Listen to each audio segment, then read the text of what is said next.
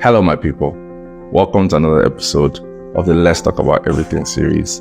Thank everyone that commented on yesterday's post, sent me messages. So it was a tough post for me, but I'm happy I was able to share. I'm happy for a lot of your comments, and I hope we, in our own different ways, deal with the loss and grief that we've had in our lives. Now, today, we're talking about something very interesting. And on the episode today, I have my friend, digital transformation expert, Azad Abdullahi. Hey, nice to finally be on the podcast. Finally. Yeah. So Azad is my guy for everything from digital strategy to UI, UX to web development, so many different things that we do together.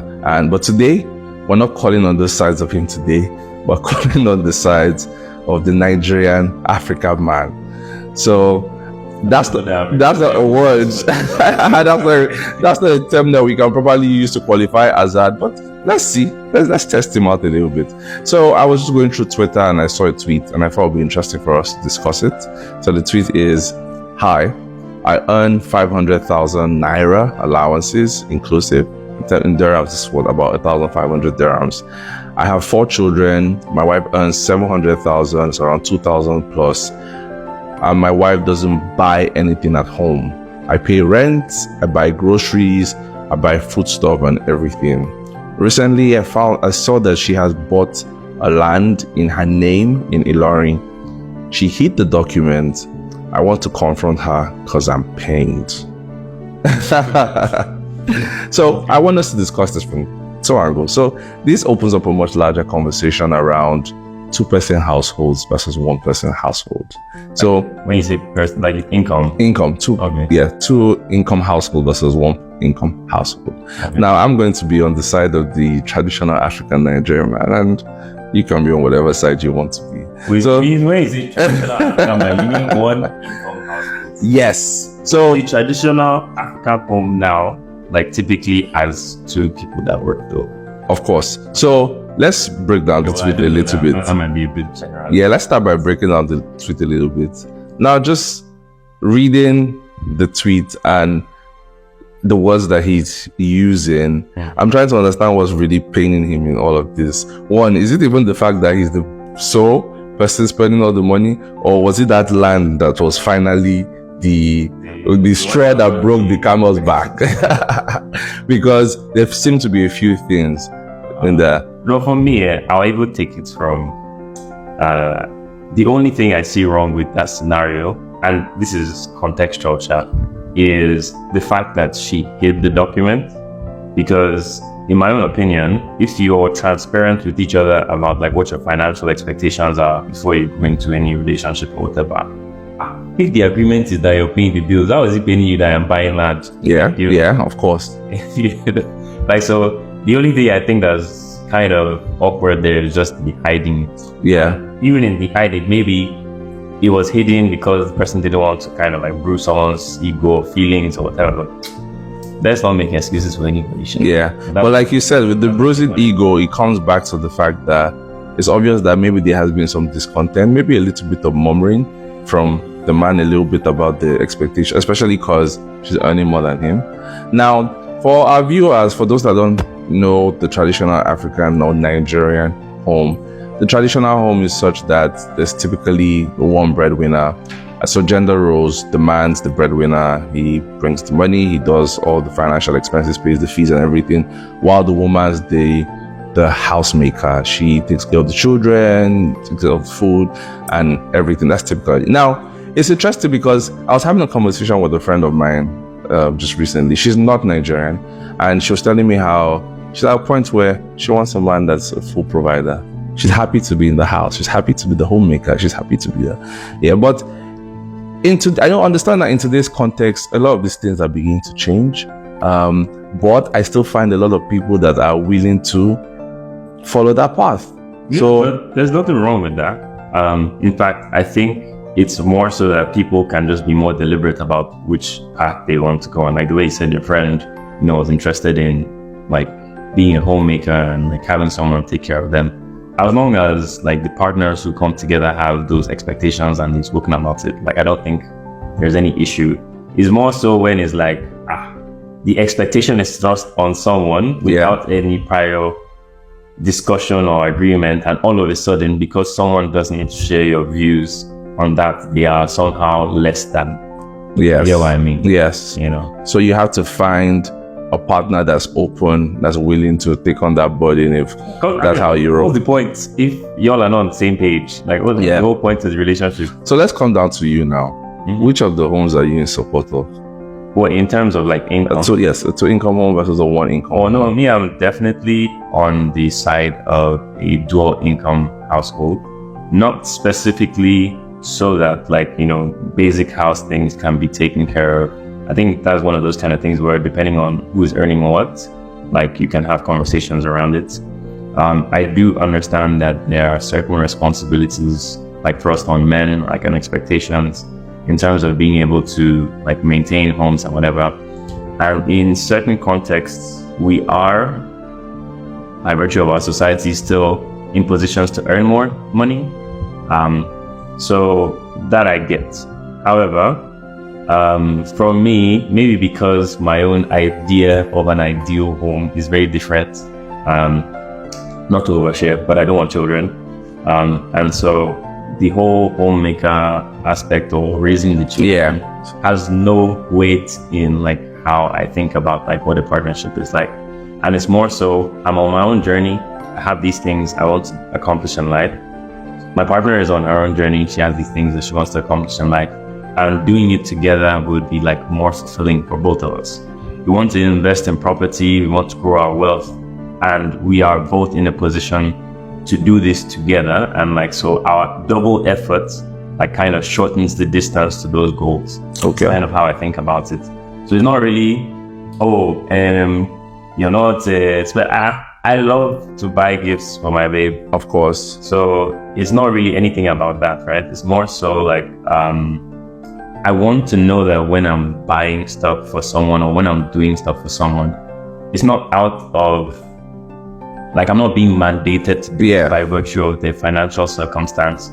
I willingly am just volunteering this, not because they can't have it on their own. But because, like, it's, you know, something I want to genuinely do. Because, you know, a lot of people use the Bible as the basis for some of these arguments. But it's the same Bible that even says that one will chase 1,000 and two will chase tens of thousands. So even if you look at it from that context, it just tells you that in our modern society, in the way the world is going today, there are certain audacious goals that you want to chase that it just makes a lot more sense when it's a two-income home. For example, every woman that's been in my life, or every woman that's been in my life, goes through a certain level of transformation. Me personally, I'm the sort of person that if you had something small that you were doing, I will contribute to it. I will sow it. Of course, I'm not yeah, so that's the sort of person that I am. So it's always good to have someone, a partner that's doing something substantial. Like you said, in the situation where, for example, a person doesn't want kids today, that traditional homemaker role is suddenly leaving the table, even though there are other homemaking duties that are involved as well. But I tell people, I say, listen, today I can have a cook, I can have a maid, I can have all of these things that make the work easy. Let's work together, let's do a business, let's do whatever it is that we need to do to expand the income so that we can be audacious. That seems like another conversation has been opened up. There is always an business to your partner as far as y'all are already competing. That one is another conversation entirely. Right. Yeah, that one's it. And as long as both of y'all are making money, she can be doing her own thing. Excellent. So for all the women that are looking towards West African men now because they're looking for providers, what do you say to them?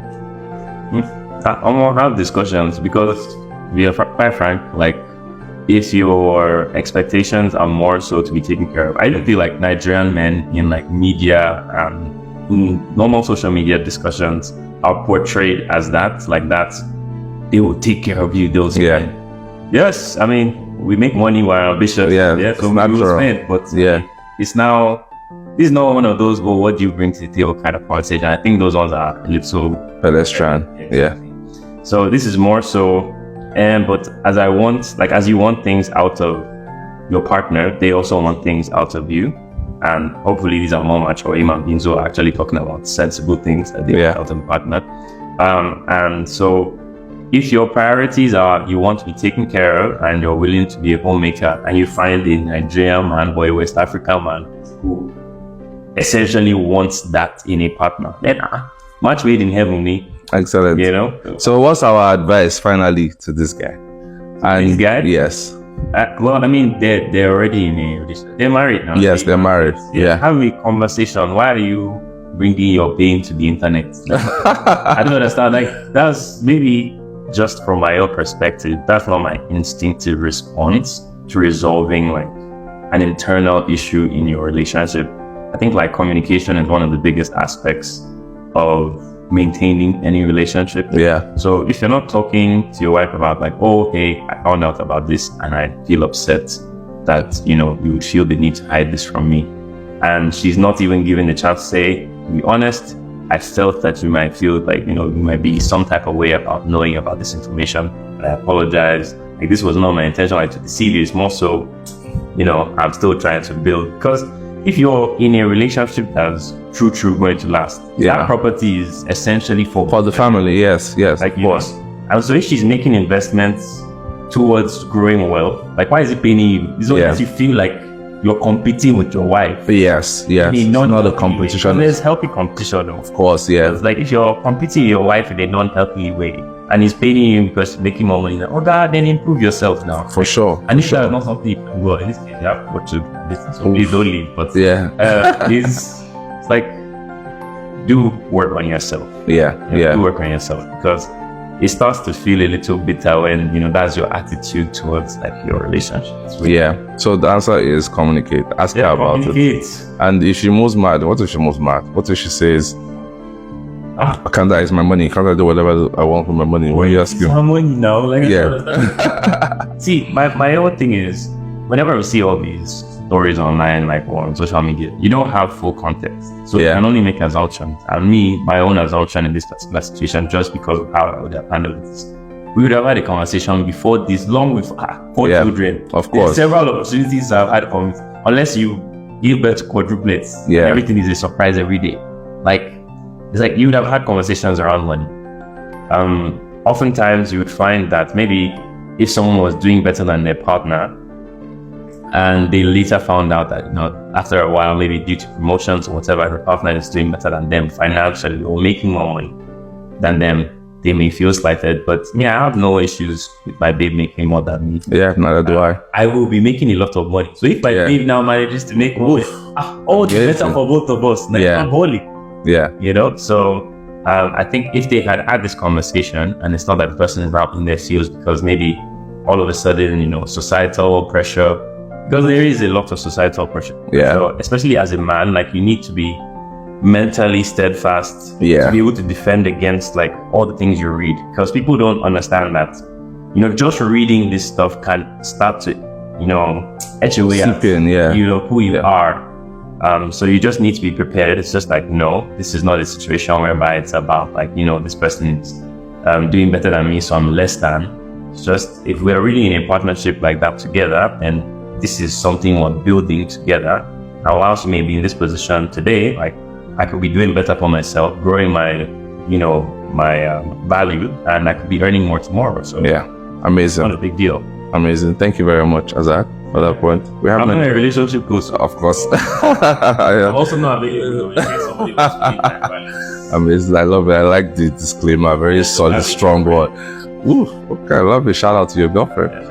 Okay, so thank you very much. Thank you very much, guys, for joining today's episode. So you've heard our viewpoint, you've heard our advice to this particular guy. Look forward to more episodes with Azad. See you guys tomorrow.